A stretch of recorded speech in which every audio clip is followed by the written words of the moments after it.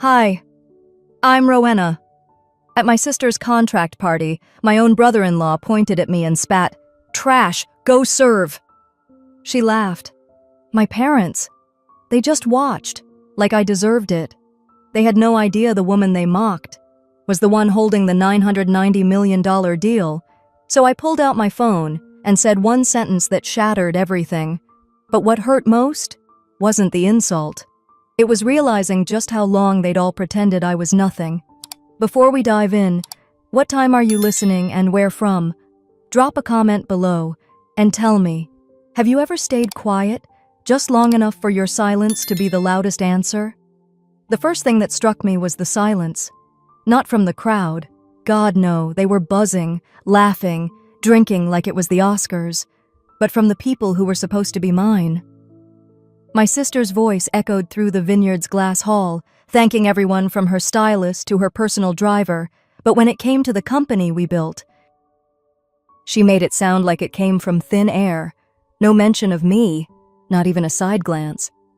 I stood near the back, hands folded, wearing a navy dress that didn't scream for attention, but it fit me, clean, simple, respectable. Most guests were in cocktail gowns or flashy suits, like they were trying out for reality TV. I hadn't expected a red carpet, but not even a nod from Valora? That stung. They'd turned the vineyard into a branded stage. Gold banners with our company's logo were draped over trellises. Valora Brooks, visionary in venture tech, was printed on every napkin and every damn wine bottle. Cameras floated through the room, weaving around influencers and minor celebrities. The air smelled like money and lavender, a scent I once picked out for our first launch. Romilly caught my eye from across the bar. She gave me that look, half apology, half worry, but her lips stayed sealed. She was family, sure, but she wasn't about to stick her neck out. Not here. Not with Valora hosting. The champagne was flowing like water. Waiters offered truffle croquettes and some tiny fish thing on crackers. I declined both. My stomach had turned the second I stepped out of my car and saw my name missing from the welcome signage. I kept close to the edge of the room, observing. Hayden was posted near the main table, laughing too loud, touching too much. He always acted like he owned any room he walked into. Valora clung to his arm like a badge of honor.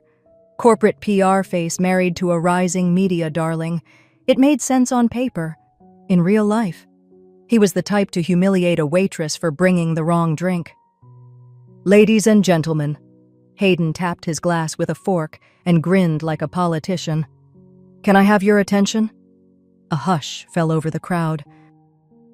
"I just want to take a moment," he began, pacing the front of the room like he was delivering a TED Talk, "to honor the woman who built this empire with grace, grit, and glamour. My beautiful wife, Valora." Cheers erupted. Phones came out, flash after flash. I clapped, politely. But then, "And," Hayden continued, looking right past me, "let's also acknowledge how far we've come from humble beginnings. I mean, Lord knows not everyone in the family had what it took." There were chuckles. He raised his glass again. "Some folks were better suited for hospitality." People laughed harder. Then, with the confidence of a man who'd never been told no, he pointed directly at me. "Rowena," he said, "could you be a dear and help with the hors d'oeuvres? They're short-staffed." The room froze for a second, waiting for the punchline. I didn't blink. He smiled wider. "Just kidding," he added. But the cameras were already turning. Guests laughed again, louder this time, relieved. It was safe to laugh at me. Valora sipped her drink, not a word, just a smirk. And my parents, God bless them, stood still as statues. My mother's eyes flicked to the floor. My father looked at the ceiling like he was watching birds. Neither said a damn thing. I didn't speak either. I just walked. Slowly. Past the fake smiles, the sparkling glasses, the designer shoes. I reached the edge of the stage, pulled out my phone, and hit a number I knew by heart. "Hi, it's me," I said. "Cancel the contract." Silence, this time real. Hayden's mouth hung open. Valora stepped forward. "Rowena, what are you talking about?" I didn't answer. I ended the call and slid the phone back into my clutch. People started whispering. I could hear a man near the bar say, "Wait, she had signing rights?" Another said, "She's the silent partner, right? Wait, she's not silent anymore." My hands trembled, not from fear, but from control. Holding back the flood of years, of long nights, of sacrifices made while Valora flew to Dubai and filmed skincare routines. She hadn't even read the final terms of that contract. I'd written most of them. Hayden tried to laugh, but it came out cracked. "Okay, she's just being dramatic. It's family. We all have our moments." I turned to leave. The sound of my heels against the polished floor echoed louder than any toast had. Flashes of memory bubbled up as I walked toward the glass doors. The nights I worked on the proposal, while Valora posted selfies. The phone call at 2 a.m. with the investor in Tokyo. The one where I promised them integrity. The one where I signed on behalf of the company because I had that power. The one Valora never bothered to understand. As I pushed open the door and stepped into the breeze of spring, I remembered my aunt's voice, years ago. "There's power in staying silent, Ro, until the moment you choose to speak." I wore her pin that day, a small bronze feather tucked on my collar. She'd called it her anchor in storms. Mine too. Behind me, I heard my name, Valora. "You can't just walk away from family," she shouted. I paused for half a breath. Then I kept walking. The door of the event hall slammed shut behind me, but Valora's voice still echoed in the night air. "You can't just walk away from family." I didn't turn around. The gravel crunched beneath my shoes as I made my way across the vineyard parking lot, the glow of lanterns and laughter dimming behind me. I could still hear clinking glasses and muffled music, the celebration continuing like nothing had happened. Inside my car, the world went quiet. I sat there for a moment, keys in my hand, eyes forward. Then I looked down at my phone. A few messages had already come in. My attorney, Renee, had confirmed. "Contract formally canceled. Distribution clause revoked. You're covered." I locked the screen. My hands rested on the steering wheel, but I didn't drive yet. Not just because I needed a minute, but because something inside me refused to move forward without understanding how we ever got here. I leaned back, closing my eyes. The soft buzz of cicadas outside mixed with the low hum of the vineyard's backup generator. And then, without warning, my mind drifted, not to tonight's humiliation, but to a very different kind of night. 12 years ago, a dusty garage, and a girl who still believed in something good. It was 2:18 in the morning. I remember because I had 3 alarm clocks set to remind me to rest, and I'd ignored all of them. My laptop was overheating, propped on a stack of textbooks, fan hissing like it was begging for mercy.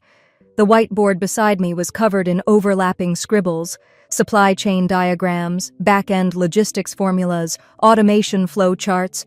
Most people saw messy math, but I saw patterns, lifelines. Back then, Valora was still working in corporate communications for a mid-level bank in San Diego. We talked occasionally, but she had little interest in garage projects. That's what she used to call them. But I remember the night she first showed up. She walked in, heels in hand, hair pulled back into a high ponytail like she'd just come from an after-party. She looked around the garage and laughed softly. "You're still doing this?" I was hunched over a motherboard at the time, soldering something that I probably shouldn't have been without gloves. "Yeah," I said. "Almost done with phase 3. She tilted her head. "You know, if you ever want someone to help you clean this up for investors, you know where to find me." At the time, I thought she meant well, that she saw something in me worth building on. In truth, I was just the raw material. She'd walk in when the camera was rolling. But I nodded. Yeah, sure. We spent the next few weeks working side by side, or so I believed. I coded. I prototyped. I tested stress scenarios until my wrists were sore. She sat beside me during the final nights, snapping photos of the boards, drafting pitch decks, asking me to explain things like I would to a 5-year-old so she could translate the technical jargon into PR-ready language. I'm telling you, Ro, she said once, you're the genius behind the curtain. You're the brain. I'll be the voice. At first, that sounded like partnership, like harmony. But then came the pitch meeting, the big one. It was our first real investor room. 8 people, 1 giant projector screen, catered lunch from an overpriced vegan spot in Palo Alto. I wore a new blazer I'd bought with store credit. She wore red lipstick that made heads turn the moment we walked in. I didn't see the slides until they were up on the screen. Valora Gaines, founder visionary, the title page read. I blinked. The next few slides flew by in a blur. Photos of her speaking to the camera, diagrams I'd drawn, now relabeled with marketing tags. Nowhere did my name appear. During the break, I pulled her aside in the hallway near the coffee bar, my voice barely above a whisper. Vel, where's my name? She smiled like I was a child tugging her coat. It's just for today, she said. The deck's cleaner this way. You hate public speaking, remember? I swallowed that explanation like bitter tea, nodded once, went back inside. That was the moment it started. The invisibility. I kept working. I kept solving every logistical mess that came our way. We expanded, got seed funding. I onboarded our first developers and trained them myself. And each time we got good press, her face was on it, her quotes, her curated sound bites. Mom used to say, "Let your sister shine, Rowena. You're the smart one. You don't need the spotlight." Dad once told me at dinner, "You girls make a great team. Valora gets the attention, you keep the engine running." Yin and yang. But slowly, the team part faded from every sentence they spoke. It became Valora's company, Valora's success. Even Romilly, our cousin, once said, half joking, half serious, "Didn't even know you worked there until I saw your name on that old staff email." That was 2 years ago. I laughed it off then. But inside, I felt like a ghost in a house I'd built. I remember the day someone mistook me for Hayden's assistant. We were presenting at a tech conference. I had just come back from negotiating a major logistics partnership. The man at the sign-in desk smiled at Hayden and said, "Your assistant can wait in the back, sir." Hayden didn't correct him, not even a glance in my direction. Later, when I brought it up, Valora giggled. "You do dress like one. You never liked suits anyway." Tonight, when Hayden told me to go serve the hors d'oeuvres and the room laughed, that wasn't the first wound. It was just the one that finally cut through what was left. Now, parked at the overlook, I sat in silence. The vineyard below was draped in soft golden light. Behind the trees, the party was still going. But up here, the air felt cleaner, less poisoned. I opened the glove compartment. Inside was a small folded napkin, yellowed from time, the ink a little smudged. My name was scrawled in black Sharpie, alongside Valora's. Row V, co-founders, 2011. Let's change the world. She wrote that the night we made our first roadmap on the kitchen counter, drinking cheap wine and laughing about how we'd finally made it. I stared at the napkin. My fingers trembled slightly, the paper soft from age. 12 years, hundreds of sleepless nights. And not once had she said, "This wouldn't exist without you."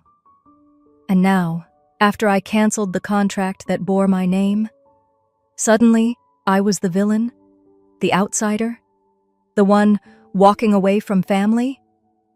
I breathed in, long and steady. I wasn't angry, not in the way they expected. No tantrum. No screaming. Just a cold, growing clarity. Maybe this had never been about family. Maybe it had always been about image, power, ownership. The napkin fluttered slightly as the wind crept through the cracked window, and for the first time, I asked myself, quietly, honestly, was this always their plan? And a sharp pop echoed inside my skull, sudden and startling. Not real, just a sound memory, a champagne cork, from years ago. It was strange what your mind could recall without warning, like it had been waiting to break your heart all over again. I was back in the lobby of our office tower, the one I'd helped design. I still remembered choosing the brushed metal fixtures and the way the morning light curved through the east glass wall, but none of that warmth reached me that day. 3 years ago, the week everything shifted. I'd arrived early for our quarterly strategy meeting, portfolio slides in hand, comments prepared. It was supposed to be a big one: international expansion, vendor audits, Q3 logistics. But when I tapped my key card at the executive floor elevator, the light blinked red. I tried again. Red. No beep. Just locked.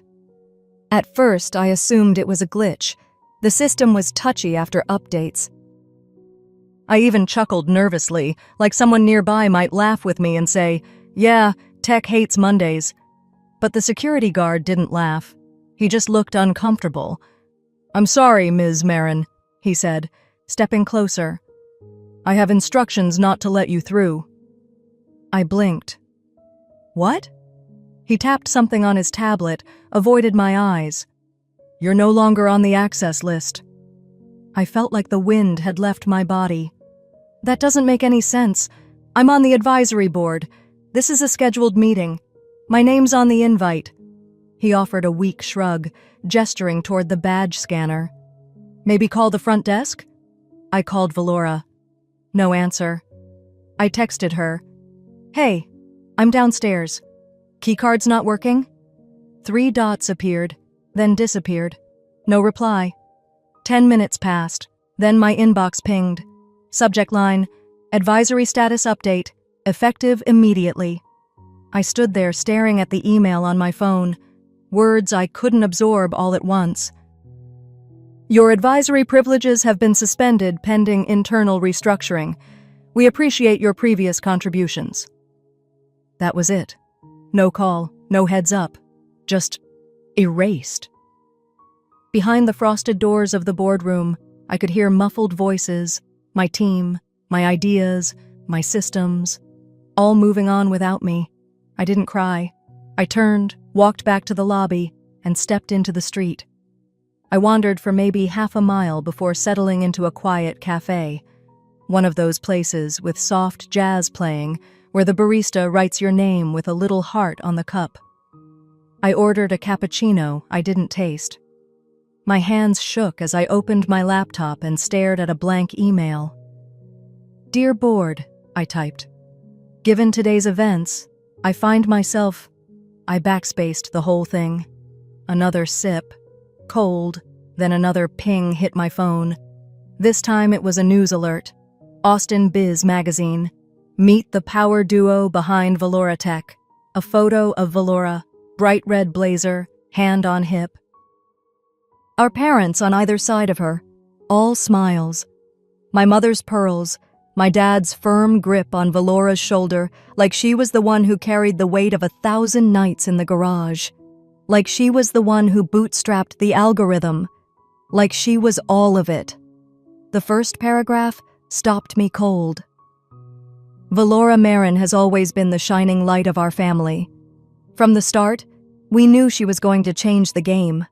Her vision and drive are why Valora Tech is what it is today. I searched the article. Not a single mention of me. Not even her sister was also involved in the early days. Nothing. I shut the laptop. My palms were sweaty. My heartbeat was a thunderclap inside my chest. I didn't go home that night. I drove out of the city. I found a spot by the lake, turned off the car, and just stared at the dark water. I thought of the first investor dinner, how I'd spent hours fine-tuning the pitch deck, only for Valora to breeze in late and charm everyone with a joke about being the looks behind the brains. Everyone laughed. I'd laughed too, because back then I thought we were a team. I thought of Dad at our kitchen table years ago, scrolling on his phone while I tried to explain the prototype. I remember how he said, "That's great, honey," without ever looking up. I thought of Mom telling me, "Your sister just needs a little spotlight. You're the steady one." And suddenly, I didn't know if they ever really saw me. Was I ever more than a tool? A background operator? A human blueprint for someone else's stage? The next morning, I returned to the city, but not to the office. Instead, I went back to that cafe and ordered the same cappuccino, same barista, same heart drawn on the cup. I opened my glove compartment to grab a napkin, only it wasn't just any napkin, it was that napkin. From one of the earliest nights. Back when Valora and I stayed up until 3 a.m., sketching ideas on cocktail napkins, giggling like kids, high on possibility and caffeine. On it, in my handwriting, was scribbled, "Rowena plus Valora, co-founders. Don't forget." She'd added the last part. Don't forget. I kept that napkin for years, tucked beside car registration, expired gum, and old receipts, because some part of me needed to believe that moment had been real. But now it felt like a sick joke. Don't forget. How could I forget that I was the one erased, the one locked out, the one their article forgot? That night, I couldn't sleep. Because now I wasn't just erased from the boardroom. I was starting to feel erased from my own family. I sat in the dark, blinking at the ceiling, my hand gripping the side of the mattress like I might fall if I let go. It was nearly 3 a.m., and the quiet around me felt louder than any boardroom betrayal. Sleep didn't come that night. What kept me awake wasn't the email, or even Valora's smug silence. It was the echo of my own voice, wondering if I'd imagined everything, if I'd ever really mattered at all. Morning dragged itself in without color. I made coffee, but forgot to drink it. I checked my phone out of habit, not hope, and that's when it rang. "Rowena? Hey, this is Dale, from Capital Summit West." My brain fumbled, then locked onto his voice. One of our early investors, steady guy, believed in the tech back when it was just a pile of wires and code on my apartment floor. "Dale," I answered, trying to sound alert. There was an awkward pause. Then, "So, you really called Valora a snake in writing?" I blinked hard. "What?" "In that email." "To that friend of yours, I get it. Families clash. But investors read this stuff, Rowena. Some are asking questions." I didn't respond right away. My chest was tight. He sighed. "Anyway, thought I'd give you a heads up. It's circling. I'll send you the screenshot I got." I hung up and opened my inbox. And there it was. Not just one screenshot. Several. Private conversations I'd had with my old friend Camilla. Venting. Processing. Half sentences pulled out of long threads. But the words? They were mine. Or parts of them. Valora had forwarded my emails to key figures in the tech world. But they weren't forwarded. They were edited. Just enough to make me sound like I was spiraling, obsessed, irrational.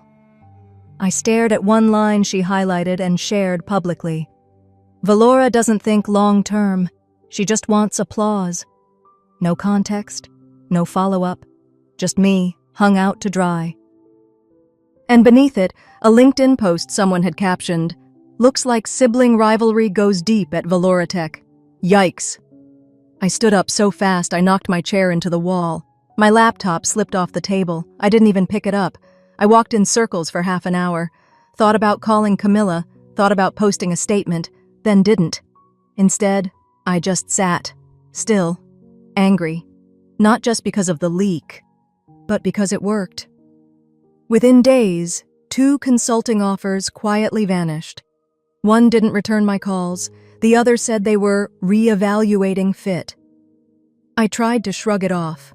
I told myself, "You're brilliant. You'll build again." But something deeper was unraveling, and I couldn't build anything until I figured out what had already been taken from me. That night, I opened my old files. The original blueprint for the secure platform I built in my garage, the one that got Valora and me our first round of funding, the one that had made her company.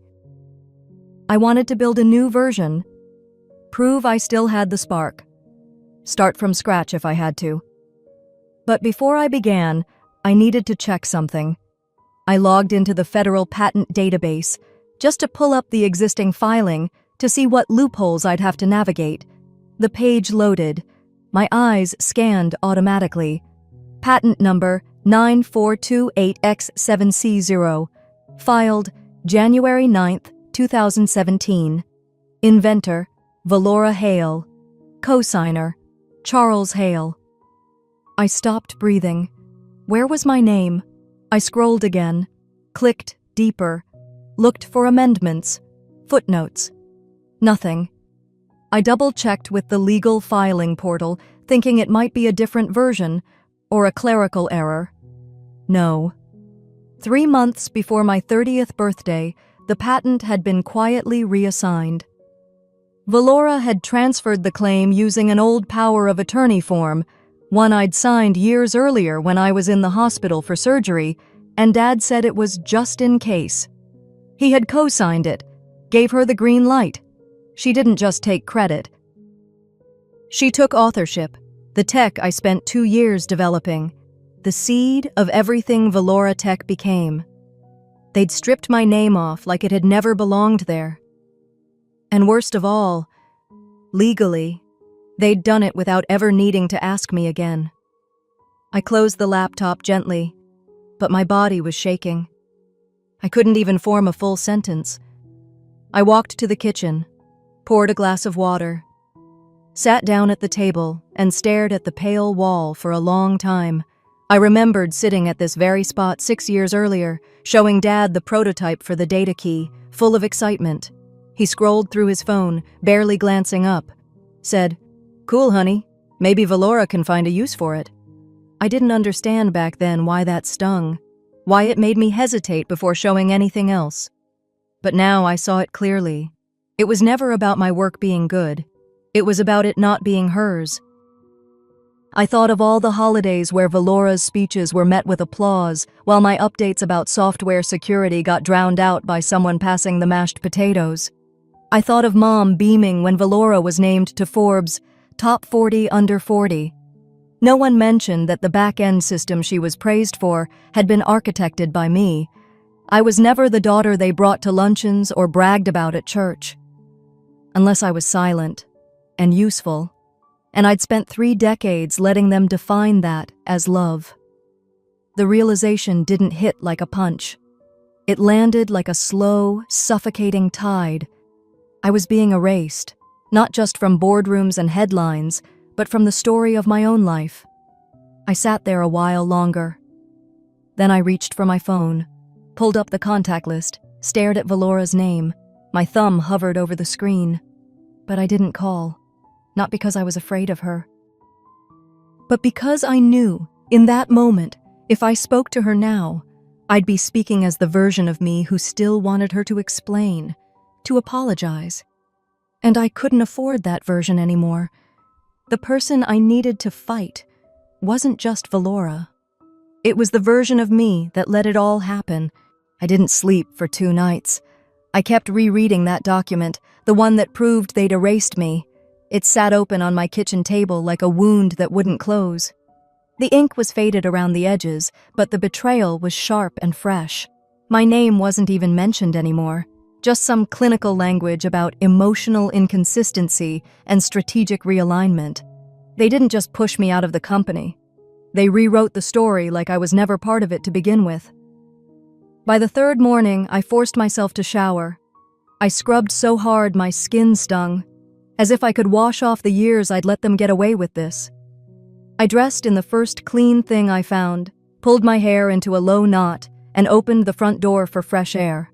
A small stack of mail sat on the welcome mat, damp from the rain that hadn't stopped since dawn. I crouched to pick it up and almost missed it, a familiar slant in the handwriting on one of the envelopes. My father's. I hadn't seen his handwriting in years, not since he left a birthday card on my doorstep and signed it, "From all of us." I knew even then what he meant. The envelope was unsealed. No return address, just my name in blue ink. Inside was a single sheet of paper. "Valora, you were right. Rowena never could see the bigger picture. She always took things so personally, too emotional, too rigid. Good thing we never handed her the foundation. She would have caved the minute someone challenged her. Let's move forward with the rebrand. You're the face of the future." Dad. My fingers trembled. I reread it twice, as if the words would rearrange themselves into something less cruel. They didn't. They'd meant to send it to Valora. It landed in my hands instead. An accident, sure, but also a mirror. I dropped onto the nearest chair, the letter still in my hand, and just sat there. No crying, not even shaking. Just a kind of numb that soaked into my bones. Too emotional. Was that what they called it when a daughter asked to be acknowledged? Too rigid? Because I didn't let them walk over me with their polished shoes and boardroom smiles? That wasn't just an insult. That was years of quiet dismissal given a name. I thought back to the science fair in 9th grade, the day I won first place for building a motion sensor sprinkler system. I remember Valora running out of the auditorium, her face red with tears. My father followed her. I stood there alone, clutching the blue ribbon, listening to whispers around me. Later that night, Dad sat me down and said, "Let her have this one, Ro. She needs the encouragement more than you do." Let her have this one. It had been mine. But I'd smiled, nodded, and said, "Okay." That night wasn't isolated. It was a blueprint. The promotions I passed on, the credit I let them take, the silence I swallowed. All in the name of keeping peace. All so they wouldn't see me as difficult. I sat for hours, watching raindrops race each other down the window pane. The world outside was gray, smeared, shifting. But inside me, something was solidifying, hardening. At sunset, I lit the living room lamp and grabbed a cardboard box from the coat closet. I started pulling out old files from my shelves, ones I meant to give to my lawyer months ago. It was busy work at first, just a way to keep my hands moving. But then, I pulled out a folder I didn't recognize. Manila, thick, wedged behind old tax returns. I opened it. Inside was a contract amendment, dated 5 years ago. The signatures hit me like a slap. My father, Valora, and Thomas, our family's corporate attorney. The language was cold, buried in legal jargon, but the meaning was clear. My intellectual property, my invention, had been reassigned based on my emotional unreliability and failure to attend critical stakeholder meetings. I remember those months. I'd taken time off after a panic attack so severe it landed me in the ER. They said I needed rest. That family came first. They told me to heal, and while I was healing, they stole it all. They weaponized my pain to push me out. My knees buckled, and I sat on the floor, contract in hand, staring at the names of people who used to kiss me goodnight and call themselves my support system. It wasn't a mistake. It was a plan. I should have screamed. I didn't. I sat in the quiet. But this time, silence wasn't surrender. It was fury, low and steady, burning slow. 2 days later, I was scrolling through LinkedIn when I saw her. A young woman, early 20s maybe, had posted about her summer internship at Valora Tech. Her profile picture was cheerful, her bio full of hope. In the comments beneath, someone had shared a screenshot from a company meeting. Valora's words, direct and brutal. If she can't take feedback, she's in the wrong industry. This place isn't for the soft. I felt a sharp, hot pressure behind my eyes. The girl's eyes looked like mine at 24, too eager to please, too scared to be seen. And in that moment, I saw it all. This wasn't just about me. It was about every girl who got talked over, left out, called dramatic for wanting dignity. I closed my laptop slowly. The room was dim now, rain still tapping the windows, but something inside me had shifted. I wasn't just sad anymore. I wasn't confused. I was angry, not the kind that lashes out, the kind that waits, the kind that builds. And for the first time in years, I didn't feel powerless. I felt furious. For both of us. I barely slept that night. I kept playing that intern's face over in my head, the way her eyes dropped as the comments mocked her, the way she didn't defend herself. I knew that look. I'd lived inside that silence. By 6:30 a.m., I was standing barefoot in the kitchen, fingers wrapped around a mug of coffee gone cold. The apartment was quiet, except for the steady rain tapping against the windows. It hadn't let up since last night, and something about the storm felt appropriate, like the world outside understood what was boiling inside me. I walked to my desk and sat down. My fingers hovered over the keyboard. Then, I didn't even hesitate. I pulled open an old email archive, one I hadn't touched since the buyout, and found it. His name still sat in the sent folder, untouched for nearly 5 years. Ezra Kim. We'd built the first prototype together in my garage, back before Valora even knew how to hold a soldering iron. Ezra had been barely 23, awkward as hell, all stutters and spilled coffee. But genius, no doubt, and loyal, at least to me. The last thing he'd ever said to me, as he packed his stuff after Valora's restructuring, was, "If you ever need anything, I owe you." I hit call. It rang once. "Rowena?" I blinked. "Wow, you still have this number saved?" "I saw your name," I answered. A pause, then softer. "Is this about Valora?" That question hit me harder than I expected. "You've heard?" He sighed. "People talk, especially when numbers don't add up." My pulse ticked upward. "What numbers?" "The ones she showed in the pitch deck to Stratwin. The revenue projections, the IP scope, the claimed partners. They don't match what we actually built. And the core algorithm she demoed? It's yours." He said it like a confession. I didn't know whether to cry or scream. "I found the legal amendment," I said. "The one they used to wipe my name off everything." It was signed behind my back. Ezra was quiet for a long beat. "Ro, I work for Stratwin now." I sat straighter. "You're what?" "Yeah, 3 years ago. I'm a tech advisor now. I don't deal with the money side, but I see all the pitch materials.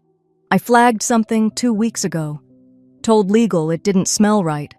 But they moved fast. Said they had clearance from the original partner." My voice tightened. "They meant me." "Exactly. And if you never signed off..." "I didn't. I never signed any of the NDAs either. Not the last round." "Wait," he cut in, sharp now. "You never signed anything after you left?" "Nothing. I was supposed to. They sent docs through a third-party firm, but I never agreed. Never clicked. I still have the unread emails." Ezra let out a low whistle. "That's a legal gap." "I know." He went quiet again, then said, "Look, I can flag this, not as whistleblowing, just internal review. If I point to inconsistencies, Legal has to pause the fund release. On it buys you time. How much? 3 days, maybe 4 if the partner's on vacation. That's not much. But it's a window, he said. If you're willing to come forward, I'll back you. I exhaled slowly. Okay, what do you need from me? Documentation. Anything that shows your authorship. Code history. Emails. Dates. I have it all. Then let's build a dossier. By noon, I was neck-deep in my old hard drives and backup files, digging through 7 years of buried work. Coffee went untouched. My phone buzzed a few times, likely Romy, likely more damage control, but I didn't look. Each folder I opened made my chest tighten.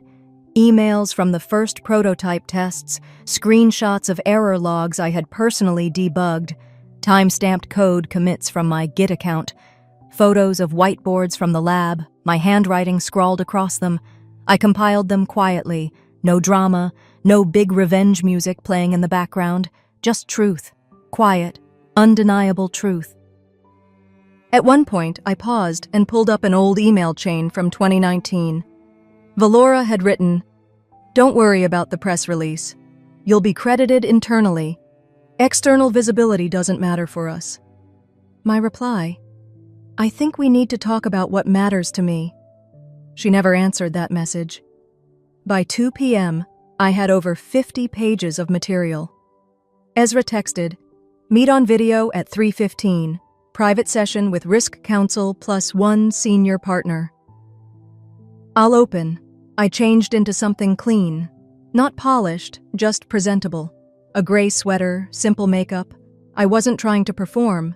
I was just showing up. At 3:14 p.m., I joined the video call.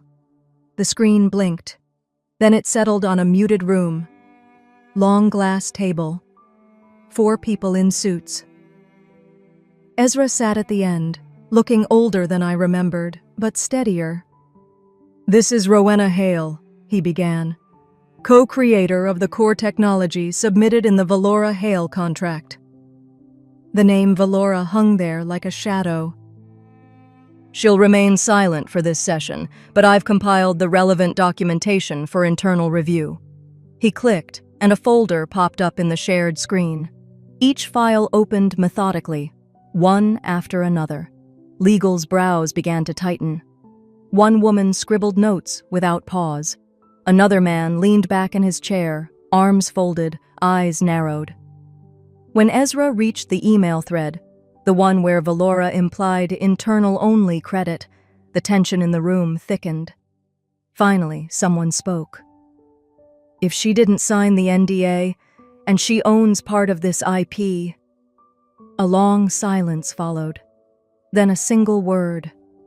Pause. Ezra nodded. "I'll notify the tech lead to hold fund disbursement pending verification." No one objected. The call ended, and I just sat there, quiet, still, hands in my lap. The deal wasn't dead yet, but it was bleeding. I didn't sleep much after that call. Even after the video session ended and the word pause hung heavy in my thoughts like a warning shot, I knew Valora wouldn't go down without claws. The silence from Stratwin wasn't safety. It was just stillness before the storm. By dawn, 2 days later, the storm had arrived. I was pouring coffee when I noticed my phone vibrating across the kitchen counter, non-stop. Not just texts. News alerts. Twitter mentions. LinkedIn pings. A chill ran up my arms, and not from the drafty window. I tapped the first headline. Exposed. Former founder of Paratech never wrote a line of code. Another. Sources say Rowena Flint's departure was emotional, not legal. One more. Insiders reveal she was just Valora's personal assistant. My hands clenched around the mug until I felt the ceramic threaten to crack. I didn't need to click through to know the tone. I knew Valora's playbook by heart. She was never creative, just precise. All shadows, no fingerprints. They weren't just attacking my credentials.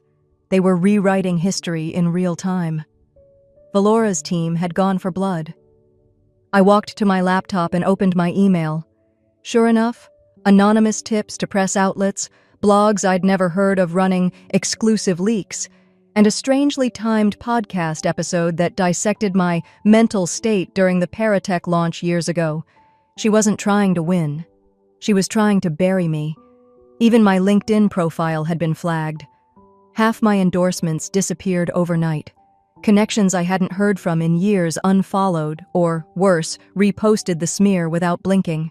Cowards. A call came in. Ezra. He didn't say hello, just, "They're trying to poison the well." "Yeah," I replied, staring at the screen. "And they're betting I'll back off. Again. They want Stratwin to see you as noise, liability." "I've been noise before," I said, my voice flat. "But this time, I've got the signal." I closed my laptop. I wouldn't fight fire with fire. Not her way. But I had something she didn't. Truth. And someone who might still have proof. For years, I'd wondered what happened to the old backup I kept in that silver locket. The one Valora borrowed right before our first investor meeting and never returned. That locket had held more than a photo. It had an SD card with audio, recordings from before we even had a name for the company. Before Valora learned how to pitch with my voice in her mouth, I thought the files were gone, but someone else might have made a copy. I went to the window and stared out at the gray morning, weighing one name in my mind. Nika. She had been my assistant for 2 years, bright, overworked, underappreciated by everyone except me. Valora barely acknowledged her unless it was to bark a deadline. I hadn't spoken to her since I left. She'd gone quiet after the buyout, like so many others, until that morning. At 9:17 a.m., a direct message landed in my inbox. From Nika Anders. Subject: I kept this quiet. Too long. Inside was a short note. I've watched her erase you piece by piece. I stayed silent because they said I'd lose everything, but I can't anymore. Attached. Audio. 3 min. Timestamp. July 2nd, 20XX. Post-pitch night. Also, your voice memo. Original file. I never deleted it. I pressed play. First, Valora's voice. Laughing, casual, cruel. We'll use Rowena's name through Series A. She's the face. After that, she's not scalable. She gets in the way. Silence. Then, my voice. Clear, firm, focused. The data processing must match neural load. If we skip that, we're just building a shell that looks smart. It's not real intelligence. It was from the week before we filed anything. Before lawyers. Before boards. I listened to it twice, tears burning behind my eyes. Not from sadness, from something sharper. Valora didn't just steal credit. She stole the parts of me I thought no one remembered. I needed to see Nika. She agreed to meet, neutral ground. We picked an old diner outside the city, the kind with sticky counters and waitresses who call everyone Hun. It was past lunch, half the booths empty. I spotted Nika in the corner, wearing sunglasses despite the cloudy sky. She stood when I approached, her hands trembling slightly. "Hey," I said gently. "I almost didn't come," she whispered. I slid into the booth. "I'm glad you did." A waitress dropped off waters and menus we both ignored. "They told me if I stayed quiet, they'd help me get into startup PR," Nika said, voice low. "That I'd have a future." "And did they?" I asked. She gave a bitter laugh. "They gave me 2 months severance, nothing else." I nodded. "Would you be willing to talk to someone? Under legal protection?" She looked at me, her eyes searching mine. "You're really going to fight her, aren't you?" "I already am," I said. "I just need a little more light." She reached into her purse and pulled out a small USB. There's more. Notes, drafts, your whiteboards. I took pictures of everything because I knew what was happening. Why didn't you tell me then? You were already drowning, she said, and I was scared. I took the USB carefully, like it was made of glass. Thank you.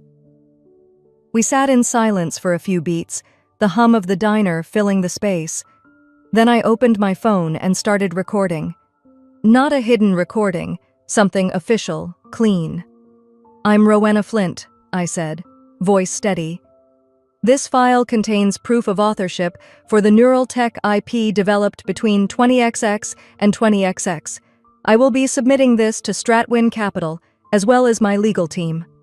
Nika nodded, tears finally spilling down her cheeks. I'm sorry, she whispered.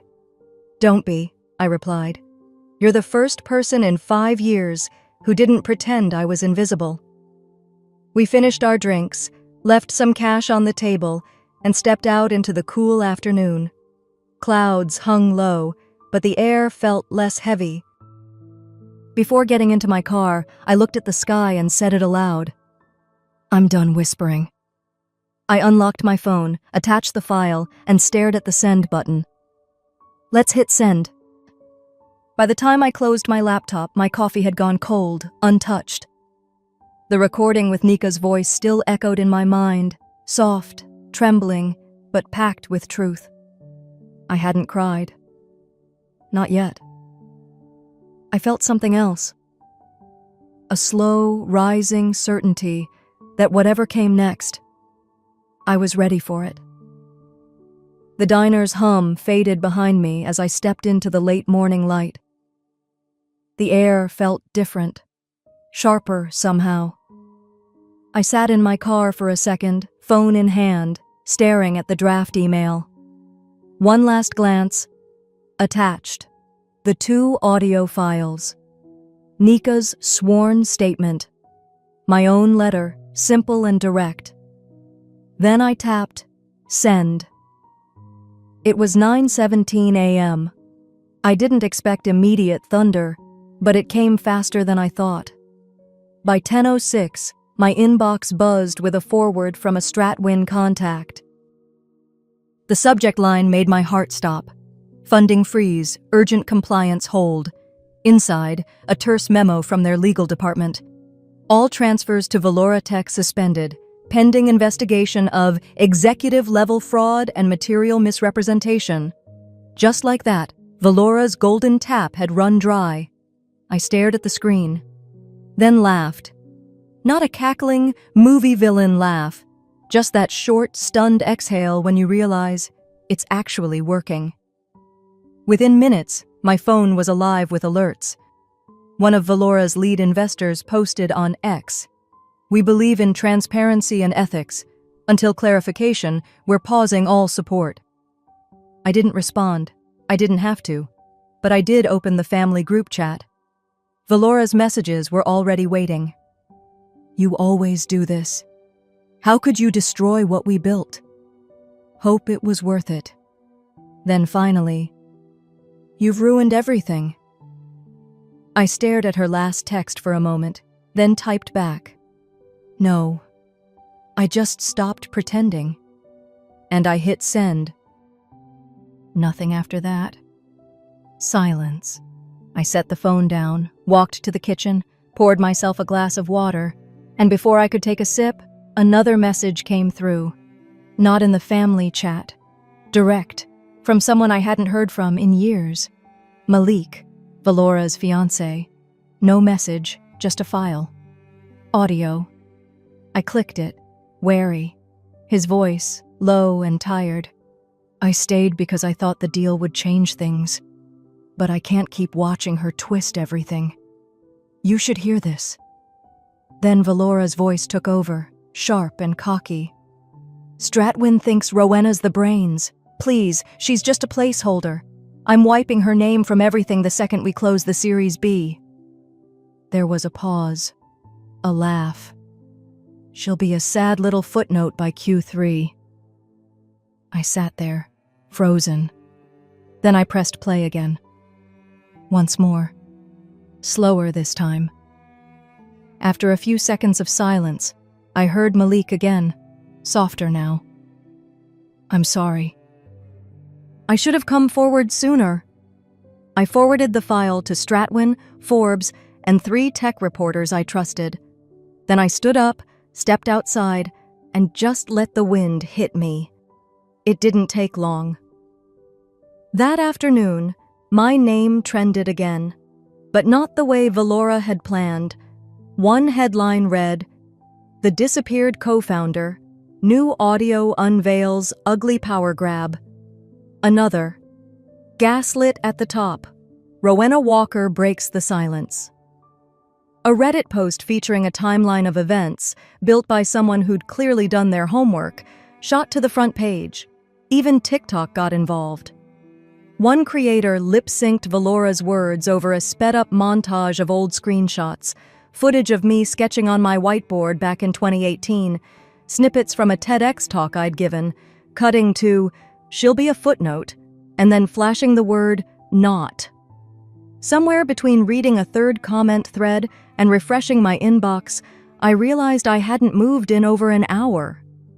My tea had gone cold again. Then came the voicemail from my father.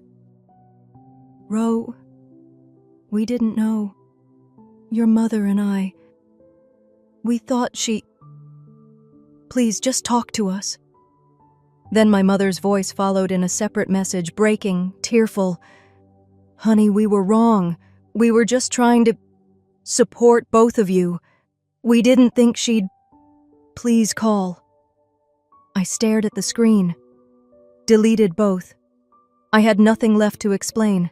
Not to people who'd smiled in family photos while letting Valora paint me out of the picture. Around 6, the sun was starting to dip when my phone rang again. Unknown number. I almost let it go to voicemail, but something nudged me. I answered. A clipped male voice on the line. "Ms. Walker, this is Gregory Marsh, representing Ms. Valora Klein. She would like to arrange a private settlement discussion, off the record." I didn't say anything for a beat, just let the silence stretch. Then I smiled. Valora's lawyer didn't sound nearly as confident as she had when she tried to gaslight me during that first phone call weeks ago. Now, her voice trembled. "We're hoping to arrange a private settlement meeting," she said, careful, every word measured. "No press, no noise, just resolution." I didn't say yes. I didn't say no. I simply told her she could meet me in my new office 2 weeks from that day. "Bring everyone," I said. "Let's make it a family moment."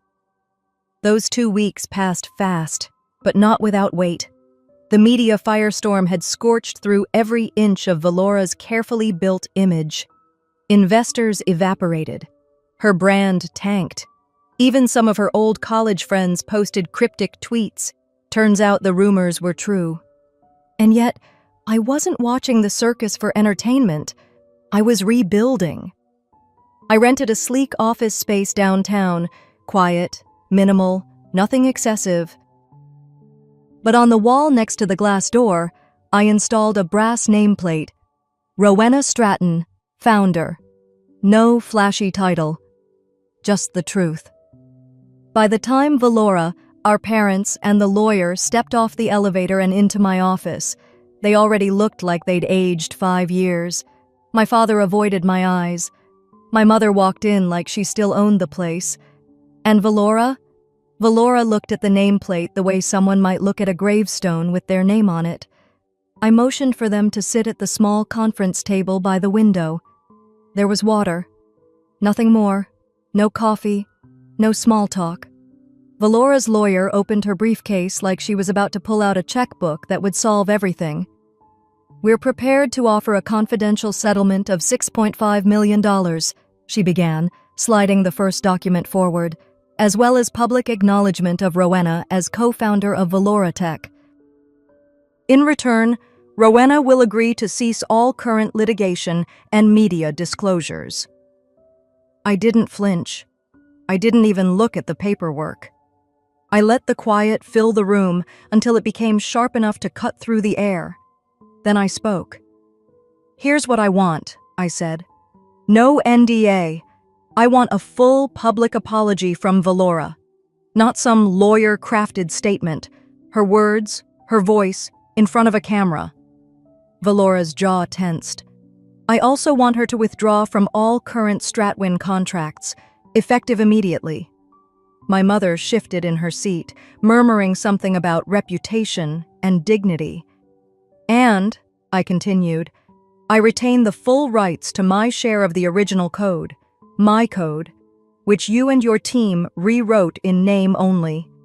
Valora scoffed under her breath. This is ridiculous. I turned to her. What's ridiculous, I said, calm as still water, is you thinking I'd settle for hush money after what you did. My father leaned forward, his hands clasped tight. Ro, please. We'll lose everything. Your mother and I, we didn't know it had gotten that far. You didn't want to know, I said softly. That's different. My mother's voice cracked. You've made your point, haven't you? I gave a faint smile. This was never about revenge, I said, almost to myself. It was about remembering who I was. Before all of you decided I didn't matter. They didn't respond. Not really. They just sat in silence, the weight of their own choices finally too heavy to shift onto my shoulders. I reached down into my bag and pulled out a small velvet pouch. I took my time opening it. Inside was a bent, dusty piece of metal, my old nameplate, the one they'd tossed out the night Valora took over. I laid it on the table beside a gleaming new one. I'm keeping this, I said, tapping the old brass softly. Just to remember the difference between being erased and being reborn. There was nothing more to say. They signed. Valora didn't look at me again. The next morning, Stratwin released a statement. A simple sentence that echoed louder than anything they'd said before. Rowena Stratton is, and always was, co-founder and lead architect of the Valora Tech platform. No adjectives, no sugarcoating, just truth. The public noticed. Comments flooded in. Tech blogs exploded. My inbox became a stream of congratulations, stories from women who had been quietly pushed out of boardrooms, labs, and startups across the country.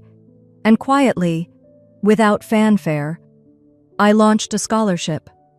In my mother's maiden name, for girls who were told they were too emotional for leadership, for women who built companies behind closed doors while someone else took credit, for daughters whose names never made it to the patent application.